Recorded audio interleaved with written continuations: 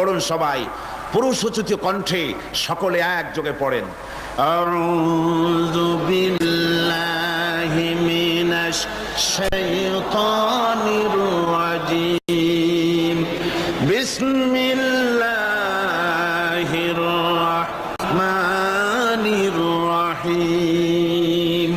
বিতাড়িত মরদুদ শয়তানের ওয়াসওয়াসা থেকে পানাহ চেয়ে আল্লাহ পরম করুণাময় তার পবিত্র নামে আমরা শুরু করছি। আজকে আপনাদের সামনে আলোচনা করতে চাই খালাকাল ইনসান আল্লামাহুল বায়ান। তিনি মানুষ সৃষ্টি করেছেন। আজকে আপনাদের সামনে বলা হবে মানব সৃষ্টি রহস্য।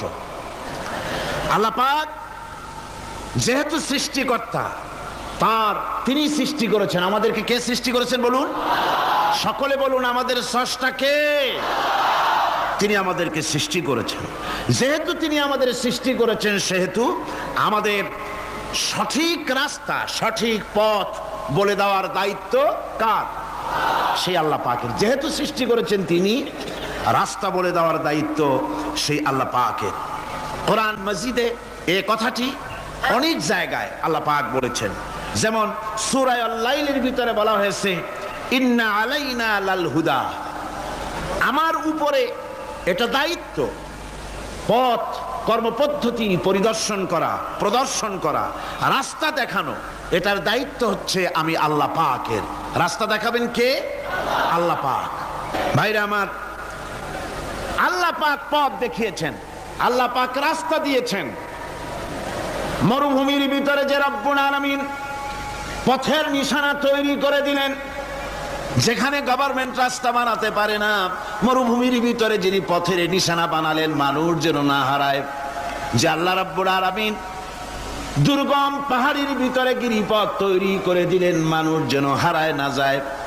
সমুদ্রের ভেতরে নাবিকরা দিনের বেলায় সূর্যের আলো দেখে পথ চলে, রাতের আধারে সে যেন গভীর সমুদ্রের ভিতরে হারায় না যায়।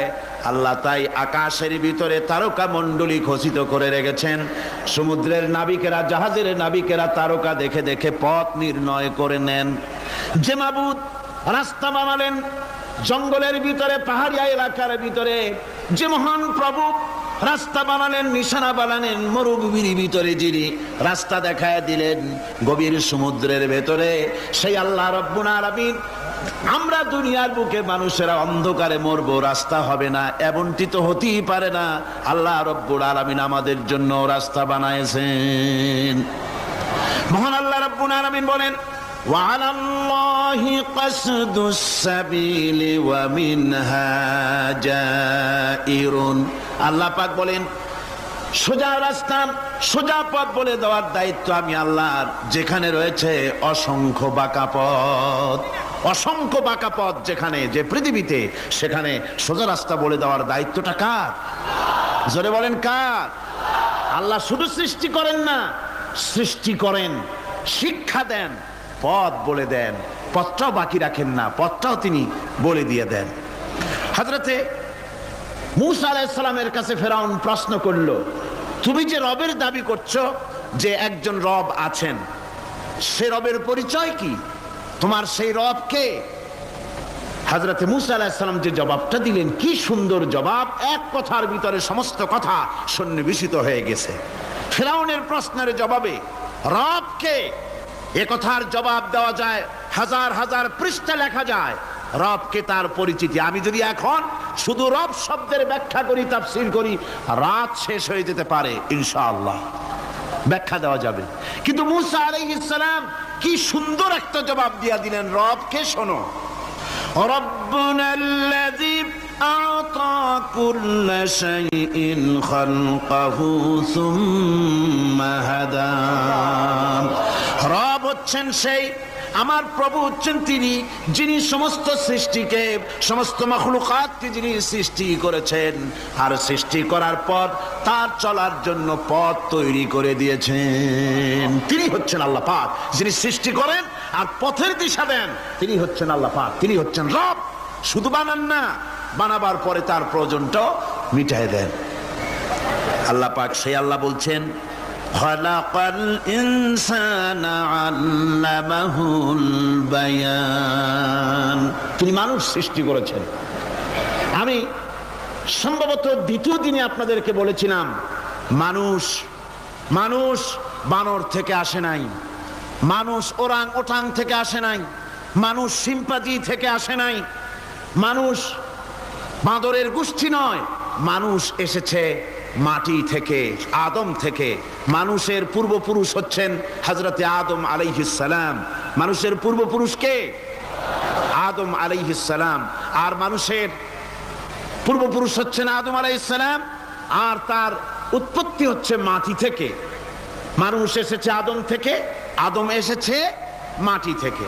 এখন আল্লাহ পাক বলছেন যে আমি হচ্ছি তোমার স্রষ্টা, আমি তোমাকে বানাইছি। কোরআনে কারীমের কথা এভাবে বলছে, কাইফা তাকফুরুনা বিল্লাহি ওয়া কুনতুম আমওয়াতান।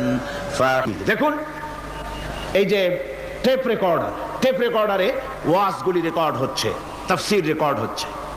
কিছুদিন পর ওই রেকর্ডের উপরে আরেকটা কথা যদি উঠান, তাহলে প্রথম কথা থাকবে? প্রথম গান বা ওয়াজ থাকবে? নষ্ট হয়ে যাবে। কিন্তু আল্লাহ রাব্বুল আলামিন আপনার আমার মাথার ভিতরে এমন এক ফিতা দিয়ে দিয়েছেন, এমন একটা মেমোরি ফিতা দিয়েছেন, যেই ফিতার ভিতরে হাজার হাজার লক্ষ লক্ষ কোটি কোটি সমস্ত কথাগুলি ধরবে, আপনি মুখস্থ করতে পারবেন। আগে যা মুখস্থ করেছেন, পরে মুখস্থ করলে পরে আগেরটা মুছে যাবে না। সুবহানাল্লাহ বিহামদিহি। কি সুন্দর করে মস্তিষ্কের ভেতরে এই মেমোরি শক্তিকে আল্লাহ পাক তৈরি করে দিয়েছেন। চিন্তা করলে মাথা নত হয়ে যাবে আল্লাহর দরবারে। আল্লাহ পাক বলছেন, এই জিনিস আমি তোমার মাথার মধ্যে রেখেছি। দেখুন, মানুষ কত কথা বলে, কত বই পড়ে। মানুষের মাথায় যত কথা আছে, সব কথা যদি লিপিবদ্ধ হয়, ভলিউম হয়ে যাবে, যা একটা লাইব্রেরিতে ধরা সম্ভব নয়। অর্থাৎ আপনার মাথাটা হচ্ছে একটা বিশ্বকোষ, আপনার মাথাটা হচ্ছে একটা বিরাট বিশ্বজোড়া লাইব্রেরি। জোরে কোন সুবহানাল্লাহ। আপনার মাথায় যা আছে তা আপনার কোনো বিল্ডিং এর মধ্যে ধরবে না, কোনো গ্রামে, কোনো দেশের মধ্যে তা ধরবে না। এত জিনিস আপনার মাথার মধ্যে আছে, ঠিক কিনা? এরপরে আল্লাহ পাক একটা চোখ আমাদের দিলেন। আল্লাহ রাব্বুল আলামিন বলেন, আলাম নাজআল লাহু আইনাইনি ওয়া লিসানান ওয়া শাফাতাইন ওয়া হাদাইনাহুন নাজদাইন। আমি কি তোমাদেরকে দুটি চক্ষু আর জিহ্বা, আর আমি কি তোমাদের দুটি চক্ষু, দুটি ঠোঁট আর জিহ্বা কি আমি তোমাদের দেই নাই, যা দিয়া তোমরা দেখতে পাও, যা দিয়া তোমরা অনুভূতি, মাথার ভিতরে অনুভূতি জাগে? এই যে দুটো চোখ দিলাম, সুবহানাল্লাহ, সুবহানাল্লাহ বলেন। দুটি চোখ আছে বলে এই সুন্দর পৃথিবী দেখতে পাই। চোখ দুটি না থাকলে পৃথিবী অন্ধকার, মা দেখতে পাবো না, কোরআন দেখতে পাবো না, পৃথিবী দেখতে পাবো না, বাপ দেখতে পাবো না, সন্তান দেখতে পাবো না, দুনিয়াটা মিথ্যা হয়ে যাবে, ঠিক কিনা? ছোট্ট চোখ, 1 থেকে 1.5 ইঞ্চির ভিতরে এত সুন্দর দুটি ক্যামেরা, যে ক্যামেরা দিয়া দুনিয়ার সব কিছুকে ক্যাচ করা যায়, সব ক্যাচ করা যায়। বলুন তো, এমন একটা বাক্স আপনারা কেউ বানায় দিতে পারবে যে বাক্সের ভিতরে হাতি, ঘোড়া, বাঘ, ভল্লুক, ময়না, টিয়া, পাহাড়, পর্বত, নদ, নদী, কীট, পতঙ্গ, তরু, লতা, গাছপালা, গোষ্ঠী শুদ্ধা ধরবে, আরো খানিকটা জায়গা বাকি থাকবে, এরকম একটা বাক্স কেউ বানায় দিতে পারবে? পারবে না। এমন একটা বাক্স পৃথিবীর কোন মিস্ত্রি বানাতে পারবে না।